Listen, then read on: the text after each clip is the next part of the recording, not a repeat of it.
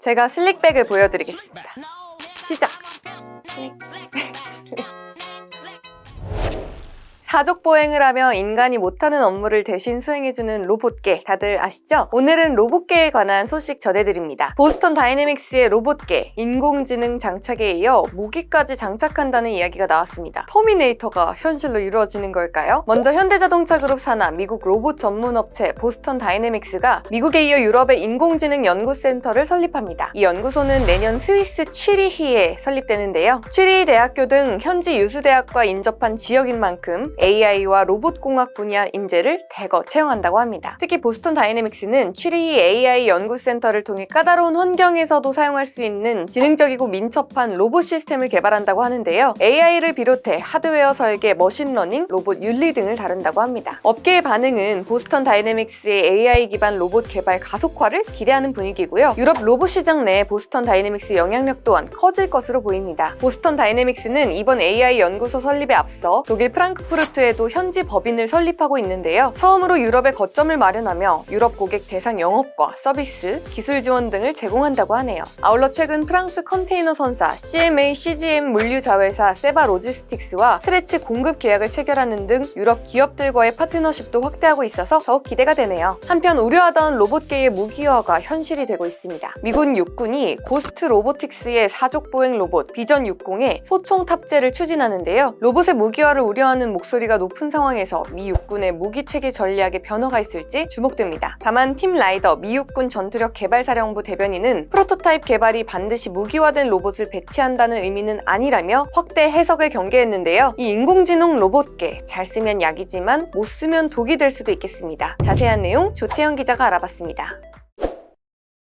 자, 오늘은 로봇계 소식입니다. BTS 좋아하시는 분들은 기억을 하실지도 모르겠는데요. 지난해 부산 세계박람회 유치 성공을 위해서 열린 콘서트가 있었거든요. 여기에 BTS 공연장에 로봇계가 나와서 노래에 맞춰서 춤을 추는 모습을 보여서 상당히 각광을 받았습니다. 그리고 이 로봇계가 BTS 멤버들을 대기실에서 무대로 안내하는 역할을 맡기도 했었고요. 그 로봇계는 보스턴 다이내믹스라는 회사에서 만든 제품입니다. 이 회사의 주인이 여러 차례 바뀌었는데요. 지금 대주주는 바로 현대자동차죠. 그리고 그 회사와 같이 로봇계를 만드는 회사가 오늘의 주인공인 고스트 로보틱스입니다. 자, 이 고스트 로보틱스에 대해서 미국 육군이 무기 테스트를 한다, 이런 내용인데요. 보니까 여기다가 소총을 장착하는 방안을 고려하고 있다는 내용입니다. 아직은 가능성 차원이긴 하지만요, 로봇계, 더 나아가서는 이 로봇이 무기화되는 가능성, 이런 것들이 속도를 낼 가능성이 있다는 점을 시사하는 부분이라고 할 수 있겠습니다. 자, 여기가 고스트 로보틱스의 웹사이트입니다. 최근에는 여기와 독점 계약을 맺은 고스트 로보틱스 테크놀로지라는 회사가 한국에서 문을 열기도 했거든요. 딱 웹사이트만 봐도 느낌이 오죠. 여기는 방위 산업을 목적으로 하는 회사입니다. 여기에 있는 이 제품이 주력 제품인데요. 보시면은 사족 보행 가운데 성능이 지금까지 나온 것 중엔 제일 좋다고 하는데요. 아무래도 처음부터 군용으로 설계했던 것이 가장 큰 영향을 미쳤다라는 평가를 받고 있습니다. 이 웹사이트에서는 이 제품에 대한 한국어 설명서도 이렇게 제공하고 있습니다. 이런 거 완전히 도움이 많이 되죠. 근데 쭉 내려오면은 뭐 조이점 이런 것들이라서 그렇게 크게 도움이 되진 않는데요.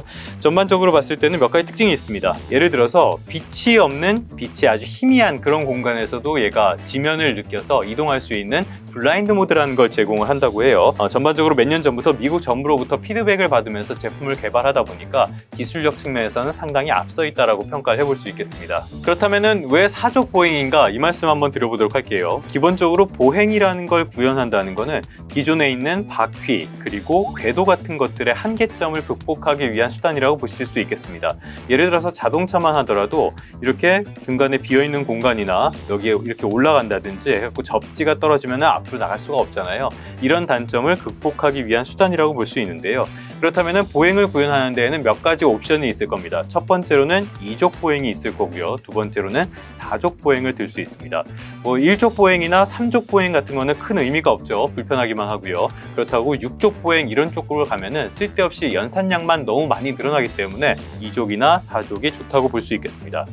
그런데 문제는 이 이족 보행, 인간도 하는 이 이족 보행은 생각보다 대단히 어려운 일이라는 점을 들 수 있겠습니다. 이런 거를 암묵적 지식이라고 하는데요. 무슨 얘기냐면은 우리 모두가 할 수 있지만은 이거를 전수해주기는 어려운 지식이라고 보시면 되겠습니다. 사람들 대부분은 딱히 누구에게 교육을 받지 않더라도 걷는 방법, 자전거 타는 방법 이런 것들을 다 자연스럽게 배우게 되잖아요. 그런데 이 걷는 방법을 교육을 시킨다고 생각을 해보세요. 몇 번 근육을 언제 수축하고 언제 늘리고 이런 식으로 해서 한 발짝을 걷는다 라고 교육을 할 수 있는 사람은 세상에 거의 없을 겁니다. 한마디로 구현하기가 쉽지 않다는 거예요. 거기다가 이족보행이 갖는 단점도 있습니다. 대표적인 이족보행 동물인 인간조차도 무거운 머리통을 이렇게 위에 달고 있으니까 뭐 디스크라든지 여러 가지 문제점이 생기는 측면도 있고요. 개입되는 근육이나 관절도 워낙 많다 보니까 연산량도 많이 늘어나게 됩니다. 그러다 보니까 구현하기가 어렵다는 뜻이죠. 사실 로봇 만화에 나오는 이종보행 로봇들 이런 거는 만화니까 지금까지는 가능하다라고 볼 수 있겠습니다. 반대로 사족보행 로봇을 구현한다는 거는 상대적으로 쉽죠. 거기에다가 다리가 이렇게 4개가 있으니까 상대적으로 안정적이라고 볼 수 있습니다. 예를 들어서 이족보행은 이렇게 걸어다니다가 쿵 넘어지기도 하고 우리만 해도 다리가 꼬여서 다치고 이런 일들이 있잖아요. 그런데 만약에 바닥에 기어다닌다면은 이런 안정성에서는 훨씬 더 뛰어나다고 할 수 있겠죠. 물론 손을 쓰지 못한다는 문제점이 있지만요. 그렇기 때문에 지금으로서는 이족보행보다는 사족보행이 조금 더 각광을 받고 있다라고 볼 수 있겠습니다. 그럼 과연 이런 사족보행 로봇을 어디에다 쓸 수 있을까요? 이건 아까 말씀드렸던 현대차의 자회사 보스턴 다이내믹스인데요. 쭉 내려오면은 이 회사는 산업용으로 이런 로봇을 만들고 있습니다. 그러니까 위험한 산업 현장 같은 곳에다가 로봇을 투입을 하면은 인력적인 부담이 없이 활용할 수 있다는 뜻이에요. 이거를 확장해 보면요, 2차 붕괴 같은 추가 사고 우려가 있는 구조 현장 이런 데도 투입을 할 수 있겠죠. 그리고 화재 현장 같은 데에도 소방관들의 희생이 없이 이런 로봇을 이용하면은 보다 수월하게 진화를 할 수 있을 겁니다. 이 말을 다시 이야기를 하자면은 전쟁용으로 쓰기에 딱 좋다는 뜻이기도 합니다. 군용으로 쓰기 좋다는 거예요.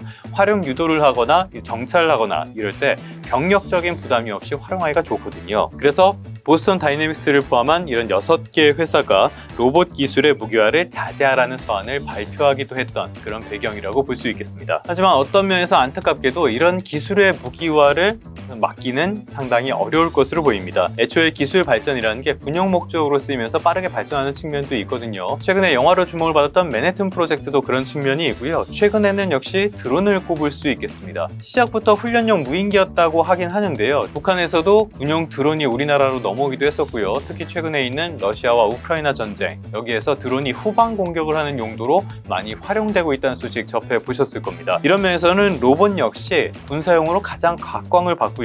그쪽에서 급속한 발전을 이뤄낼 가능성이 있어 보입니다. 로봇이 각광을 받는 배경 가운데 하나는 코로나19 이후에 공급망 재편을 꼽을 수 있겠습니다. 공급망 재편으로 미국으로의 리쇼어링, 그러니까 기업이 돌아오는 것이 가속화되고 있는데요. 그걸 당연히 인력적인 부족 문제가 생기게 됩니다. 이러다 보니까 노동자들의 임금은 계속 빠르게 오르는 추세고요. 그러다 보니까 이런 것을 대체하기 위해서 로봇을 투입하려는 그런 움직임이 가속화되고 있다라고 평가를 해볼 수 있겠습니다. 애시당초에 로봇이라는 거는 그 활용 방안을 생각했을 때 기술의 발전, 그리고 저장 장치, 그리고 배터리의 개선과 함께 빠르게 발전할 수밖에 없는 산업 영역이라고 할 수 있겠습니다. 당장 삼성전자가 조만간 헬스케어용 웨어러블 로봇을 발표한다고 하죠. 휴머노이드, 그러니까 사람 모양의 로봇에도 관심을 갖고 있다고 합니다. 앞서 말씀을 드렸던 현대차 역시 로봇 산업에 굉장히 공을 들이고 있고요. 우리에게는 전기차로 익숙한 테슬라, 여기는 자기들이 아예 로봇 회사라고 이야기를 하고 있죠. 종합 로봇을 만드는 회사라는 뜻입니다. 이렇게 세계적인 회사들이 끊임없이 로봇에 도전을 하고 있다는 점, 이런 것이 산업의 변화를 어떻게 가져올 것인지 이런 변화에도 관심을 가지시는 게 좋을 것 같습니다. 그러면 성공 투자하시고요. 다음 시간에 다시 뵙도록 하겠습니다.